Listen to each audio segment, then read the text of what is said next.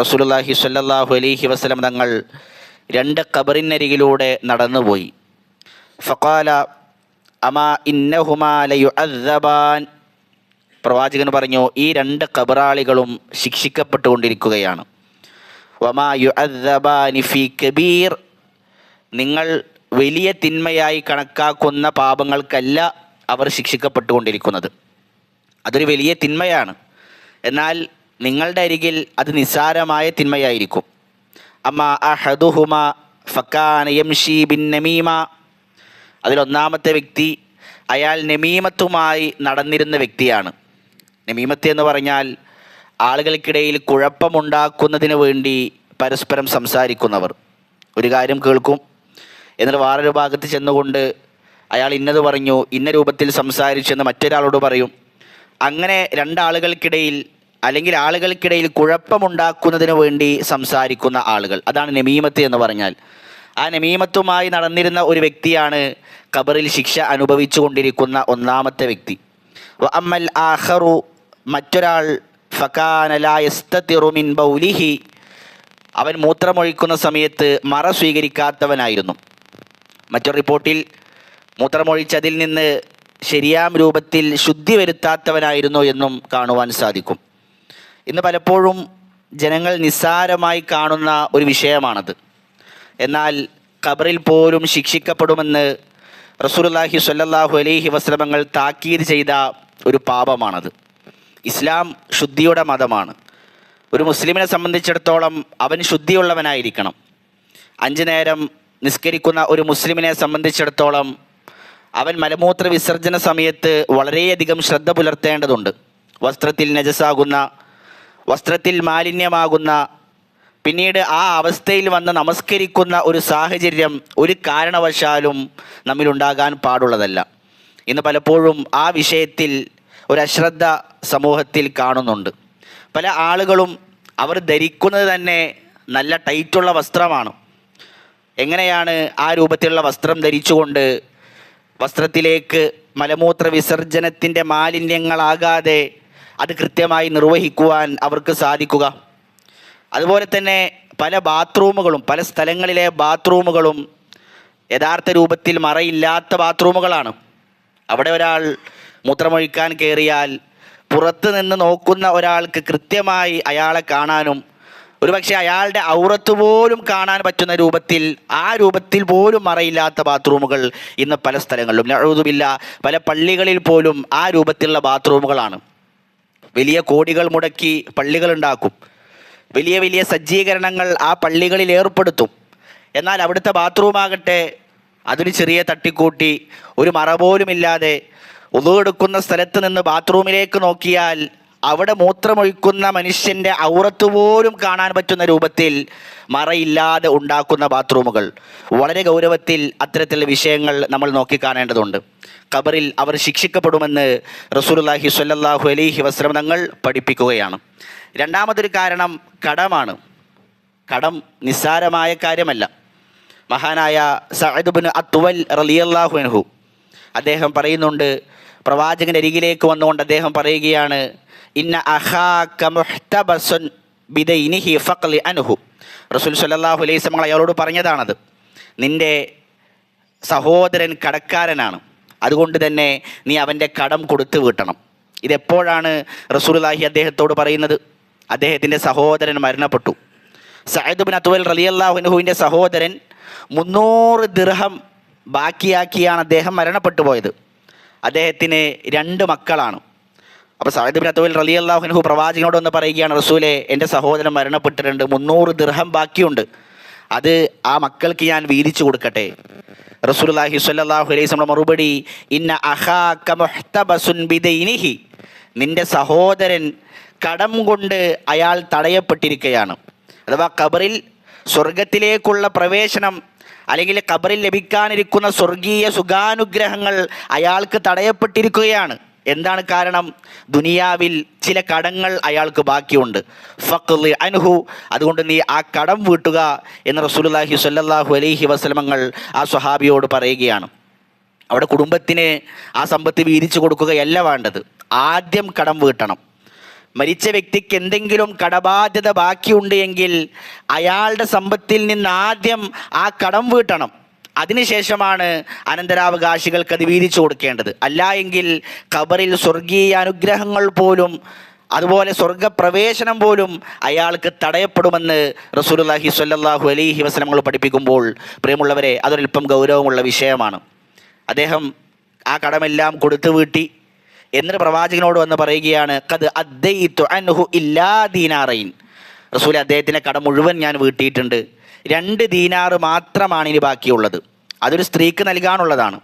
എന്നാൽ അവളുടെ കയ്യിൽ അതവൾക്ക് ലഭിക്കാനുണ്ട് എന്നതിന് വ്യക്തമായ തെളിവുകളൊന്നുമില്ല. റസൂലുള്ളാഹി സ്വല്ലല്ലാഹു അലൈഹി വസല്ലം പറഞ്ഞു, ഫഅഅതിഹാ ഫഇന്നഹാ മുഹിഖ.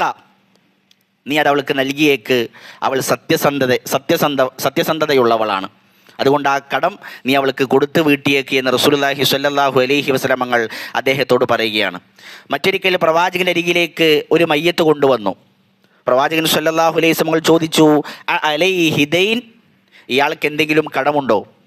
ഒരു സ്വഹാബി പറഞ്ഞു, നഅം അലൈഹി ദീനാറാൻ. റസൂലെ, 2 ദീനാറുകൾ അയാൾക്ക് കടമുണ്ട്, 2 ദീനാറ് മാത്രം. റസൂലുള്ളാഹി സ്വല്ലല്ലാഹു അലൈഹി വസല്ലം മറുപടി, സ്വല്ലു അലാ സാഹിബിക്കും, നിങ്ങളുടെ സഹോദരന് വേണ്ടി നിങ്ങൾ നമസ്കരിക്കുക. റസൂലുള്ളാഹി സ്വല്ലല്ലാഹു അലൈഹി വസല്ലം ആ നമസ്കാരത്തിന് നേതൃത്വം നൽകുവാൻ വിസമ്മതിച്ചു. ഒരു സ്വഹാബി മരണപ്പെട്ടപ്പോൾ ആ സ്വഹാബിക്ക് കടമുള്ളത് കാരണത്താൽ പ്രവാചകൻ സ്വല്ലല്ലാഹു അലൈഹി വസല്ലം ആ നിസ്കാരത്തിന് നേതൃത്വം നൽകുവാൻ വിസമ്മതിച്ചു എന്ന് പറയുമ്പോൾ പ്രിയമുള്ളവരെ, എത്ര ഗൗരവമുള്ള വിഷയമായിരിക്കും കടം എന്ന് പറഞ്ഞാൽ. വലിയ കടങ്ങൾ വാങ്ങി വലിയ വലിയ മണിമാളികകൾ പണിയുന്ന ആളുകൾ നമ്മുടെ നാടുകളിലുണ്ട്. ഉള്ള വീട് ചെറുതാണെങ്കിലും ശരി, അത് കടമില്ലാതെ മറ്റൊരാൾക്ക് ബാധ്യതകളില്ലാതെ നമ്മൾ കയറ്റിയതാണ് എങ്കിൽ പ്രിയമുള്ളവരെ, അതിലൊരു സമാധാനമുണ്ടാകും. ഒരുപാട് കടമിടപാട് നടത്തി നമ്മുടെ മരണത്തിനപ്പുറമുള്ള ജീവിതം പ്രയാസത്തിലാക്കാതിരിക്കാൻ നമ്മൾ ശ്രമിക്കേണ്ടതുണ്ട്. ഇനി ഒരാവശ്യത്തിന് വേണ്ടി, ഒരു അത്യാവശ്യത്തിന് വേണ്ടി കടം വാങ്ങിയാൽ അത് തിരിച്ച് വീട്ടണം, അത് തിരിച്ച് നൽകണം എന്നൊരു ചിന്ത നമുക്കുണ്ടായിരിക്കണം. റസൂലുള്ളാഹി സ്വല്ലല്ലാഹു അലൈഹി വസല്ലം പറഞ്ഞു, മൻ അഖദ അംവാലൻ നാസി യുരീദു അദാഹ. ഒരാൾ കടം വാങ്ങി അല്ലെങ്കിൽ മറ്റെന്തെങ്കിലും കച്ചവടത്തിന് വേണ്ടി, ഇടപാടിന് വേണ്ടി ഒരാളുടെ സമ്പത്തെടുത്താൽ അത് തിരിച്ചു നൽകുമെന്ന് അയാൾക്ക് ഒരു ആഗ്രഹമുണ്ട് എങ്കിൽ അദ്ദല്ലാഹു അൻഹു, അള്ളാഹു അയാൾക്ക് വേണ്ടി ആ കടം വീട്ടിക്കൊടുക്കും. അഥവാ അള്ളാഹു അതിനുള്ള വഴികൾ അള്ളാഹു അയാൾക്ക് തുറന്നു കൊടുക്കും. എന്നാൽ വമൻ അഖദ യുരീദു ഇത്ലാഫഹ അത്ലഫഹുല്ലാ, ആരെങ്കിലും കടം വാങ്ങി അത് അയാൾക്ക് തിരിച്ചു കൊടുക്കുമെന്ന് അയാൾക്ക് ചിന്തയില്ല എങ്കിൽ അള്ളാഹു ആ സമ്പത്ത് അയാളുടെ കൈകളിൽ നിന്നും അയാൾക്ക് ഉപകാരപ്പെടാത്ത രൂപത്തിൽ ചിലവാക്കി കളയും. അയാൾക്കും അത് ഉപകാരപ്പെടുകയില്ല, അയാൾക്കത് തിരിച്ചു കൊടുക്കാൻ പറ്റാത്ത രൂപത്തിൽ അള്ളാഹു സുബ്ഹാനഹു വ തആല അയാളെ പ്രയാസപ്പെടുത്തും. അതിനേക്കാൾ നമ്മൾ പേടിക്കേണ്ട മറ്റൊരു വിഷയമാണ്, ഇവിടെ കടവുമായിട്ടാണ് നമ്മൾ മരണപ്പെട്ടു പോകുന്നത് എങ്കിൽ പരലോകത്തെത്തിയാൽ ആ കടം അള്ളാഹു വീട്ടും. പക്ഷേ അവിടെ പണം കൊണ്ടല്ല കടം വീട്ടുക, നമ്മുടെ നന്മകൾ കൊണ്ടായിരിക്കും. റസൂലുള്ളാഹി സ്വല്ലല്ലാഹു അലൈഹി വസല്ലം പറഞ്ഞു, വമൻ മാത വഹുവ ലാ യൻവി ഖലാഉഹ്. ഒരാൾ മരണപ്പെട്ടു, അവൻ വേടിച്ച കടം തിരിച്ചു കൊടുക്കണമെന്ന ഉദ്ദേശമേ അവനുണ്ടായിരുന്നില്ല. ഫദാകല്ലദീ യുഖദു മിൻ ഹസനാതിഹി. അങ്ങനെയാണെങ്കിൽ പരലോകത്ത് അല്ലാഹു സുബ്ഹാനഹു വ തആല അവൻ്റെ നന്മകളിൽ നിന്നെടുത്ത് അത് മറ്റവന് നൽകും. ലൈസ യൗമ ഇദിൻ ദീനാറുൻ വലാ ദിർഹമുൻ. കാരണം പരലോകമെന്ന് പറഞ്ഞാൽ അവിടെ ദിർഹമോ ദീനാറോ ഇല്ല, അവിടെ നന്മ തിന്മകൾ കൊണ്ടാണ് കാര്യങ്ങളെല്ലാം തീരുമാനിക്കുക. അതുകൊണ്ട് തന്നെ റസൂലുള്ളാഹി സ്വല്ലല്ലാഹു അലൈഹി വസല്ലം പഠിപ്പിച്ചു, മരണപ്പെടുന്നതിന് മുമ്പ് കടങ്ങൾ എന്തെങ്കിലും ഉണ്ട് എങ്കിൽ അത് വീട്ടേണ്ടതിൻ്റെ പ്രാധാന്യം. മുഹമ്മദ് ഇബ്നു ജഹഷ് റളിയല്ലാഹു അൻഹു അദ്ദേഹം ഉദ്ധരിക്കുന്ന ഒരു ഹദീസിൽ കാണാം, റസൂലുള്ളാഹി സ്വല്ലല്ലാഹു അലൈഹി വസല്ലം ഒരിക്കൽ ഇരിക്കുന്നു. പ്രവാചകൻ സ്വല്ലല്ലാഹു അലൈഹി വസല്ലം പെട്ടെന്ന് മുകളിലോട്ട് തല ഉയർത്തി എന്നിട്ട് പറഞ്ഞു, സുബ്ഹാനല്ലാഹ്, എത്ര ശക്തമാണിത്. റസൂലുള്ളാഹി സ്വല്ലല്ലാഹു അലൈഹി വസല്ലം സ്വയം പറയുകയാണ്, എത്ര ശക്തമാണിത്. സ്വഹാബാക്കൾ അത് കേട്ട് ഗൗരവമുള്ള വിഷയമാണ് എന്ന് മനസ്സിലാക്കി അവർ എഴുന്നേറ്റ് പോയി. പിറ്റേ ദിവസം അവർ പ്രവാചകനോട് വന്ന് ചോദിക്കുകയാണ്, റസൂലേ, എന്താണ് താങ്കൾ ഇന്നലെ ഇങ്ങനെ പറഞ്ഞത്?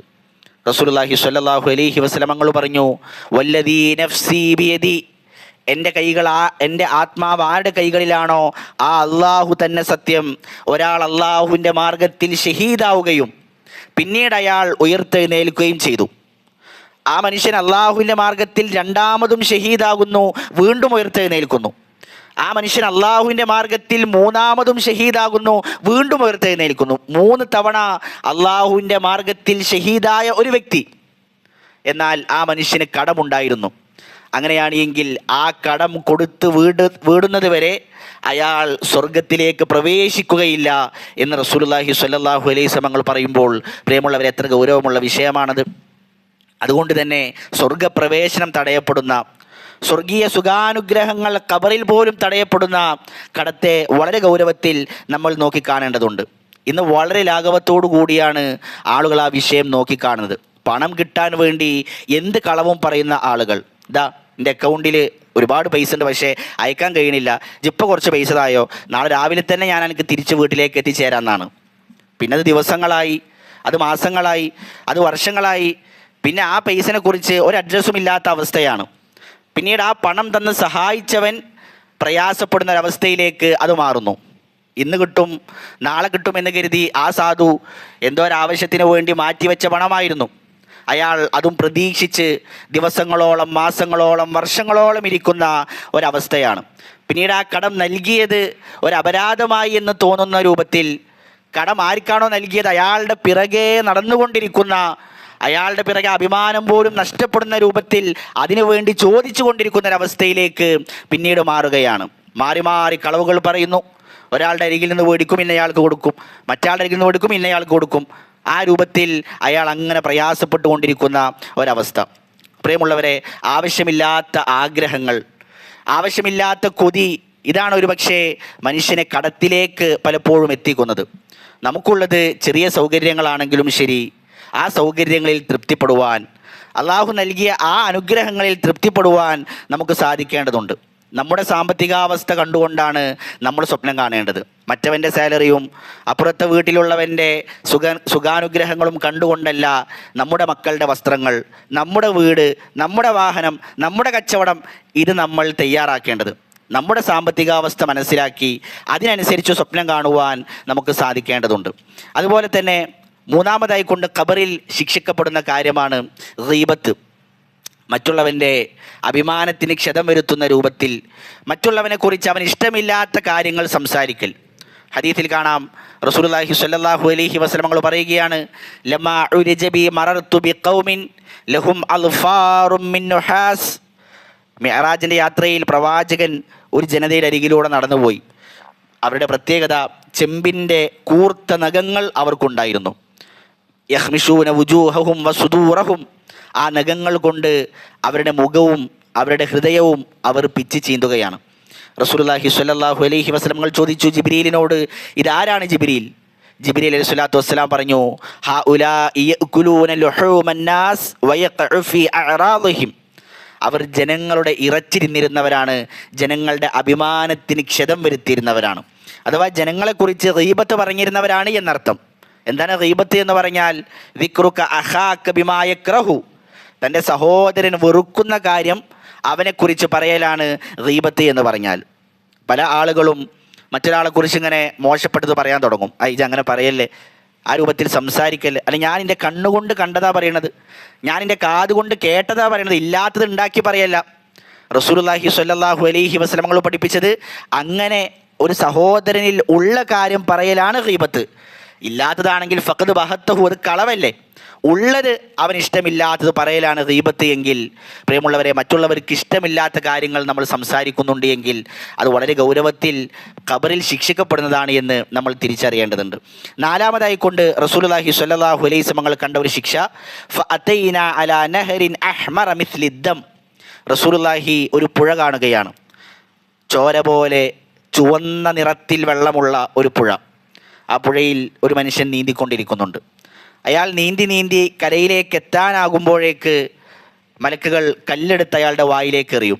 അയാൾ വീണ്ടും ആ ചോരപ്പുഴയിൽ നീന്തിക്കൊണ്ടിരിക്കുന്നു. ഒരിക്കലും കര കയറാൻ കഴിയാതെ ചോരപ്പുഴയിൽ നീന്തിക്കൊണ്ടിരിക്കുന്ന ഒരു മനുഷ്യൻ. അതാരാണ്? റസൂലുള്ളാഹി സ്വല്ലല്ലാഹു അലൈഹി വസല്ലം അറിയിച്ചു കൊടുത്തു, അവൻ പലിശ ഭുജിച്ചവനാണ്, പലിശയുമായി ഇടപാടുകൾ നടത്തിയവനാണ്, പലിശയുമായി ബന്ധപ്പെട്ടവനാണ്. ലോൺ എടുത്ത് വീട് വെക്കുന്നവരും ഭാര്യയുടെയും ഉമ്മയുടെയും പെങ്ങളുടെയും പണ്ടം കൊണ്ടുപോയി പണയം വെച്ച് ആ പലിശ പൈസ ഉപയോഗിക്കുന്നവരും മനസ്സിലാക്കേണ്ട വിഷയമാണ്. അവർക്ക് ഖബറിൽ വരാനിരിക്കുന്ന ശിക്ഷയാണിത്. ഇത് പരലോകത്തെ ശിക്ഷയല്ല. ഇത് ഹിസാബിന് ശേഷം നരകത്തിൽ ലഭിക്കാനുള്ള ശിക്ഷയല്ല. ഇത് ഖബറിൽ ബർസഖ് ജീവിതത്തിൽ അവൻ അനുഭവിക്കാനുള്ള ശിക്ഷയാണ്. റസൂലുള്ളാഹി സ്വല്ലല്ലാഹു അലൈഹി വസല്ലം പലിശയെക്കുറിച്ച് പറഞ്ഞില്ലേ, വഅയ്സറുഹാ മിസ്ലു അയ്യൻകിഹ റജുലു ഉമ്മഹു. പലിശ ധാരാളം ഇനങ്ങളുണ്ട്.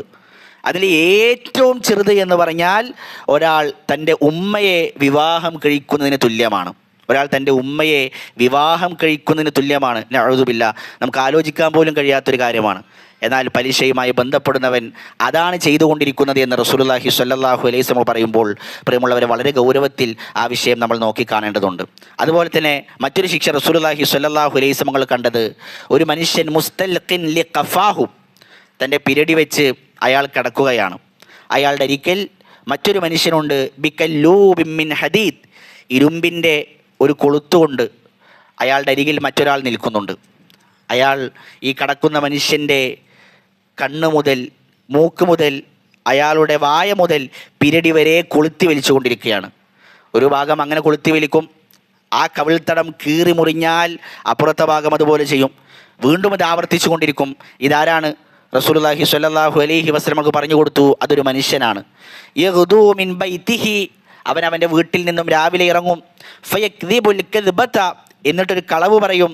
തബ്ലുഗുൽ ആഫാഖ്, ആ കളവ് ചക്രവാളത്തോളം എത്തും.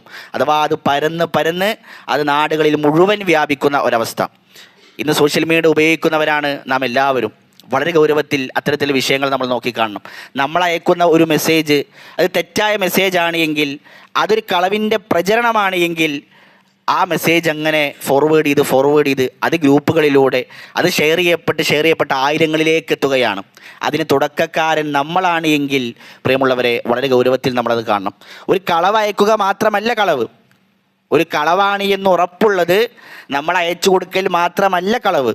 റസൂലുള്ളാഹി സ്വല്ലല്ലാഹു അലൈഹി വസല്ലം പറഞ്ഞില്ലേ, കഫാ ബിൽ മർഇ കദിബ അയ്യുഹദ്ദിസ ബികുല്ലി മാ സമിഅ, കേൾക്കുന്നതെല്ലാം മറ്റുള്ളവരോട് പറയൽ അവൻ കള്ളനായി തീരാൻ അത് മതിയാകുന്നതാണ്. നമുക്ക് ലഭിച്ച ഒരു കാര്യം അത് ശരിയാണോ അത് തെറ്റാണോ അതൊന്നും നോക്കാതെ നമുക്ക് ലഭിച്ചു എന്നതിൻ്റെ പേരിൽ മാത്രം അത് ഫോർവേഡ് ചെയ്യുന്ന, അത് മറ്റുള്ളവരെ അറിയിക്കുന്നൊരവസ്ഥ നമുക്കുണ്ടാകാൻ പാടില്ല. നമ്മൾ മറ്റുള്ളവർക്ക് അറിയിച്ചു കൊടുക്കുന്ന കാര്യം സത്യമാണ് എന്ന് ഉറപ്പുണ്ടെങ്കിൽ മാത്രമാണ് അത് മറ്റൊരാളോട് പറയുവാനും അത് ഷെയർ ചെയ്യുവാനും നമ്മളതിന് തുനിയേണ്ടത്. ഇത്രയും കാര്യങ്ങൾ ഖബർ ശിക്ഷയ്ക്ക് കാരണമാണ് എന്ന് റസൂലുള്ളാഹി സ്വല്ലല്ലാഹു അലൈഹി വസല്ലം പഠിപ്പിച്ചിട്ടുണ്ട്. വേറെയും ധാരാളം വിഷയങ്ങൾ ഹദീസുകളിൽ നമുക്ക് കാണുവാൻ സാധിക്കും.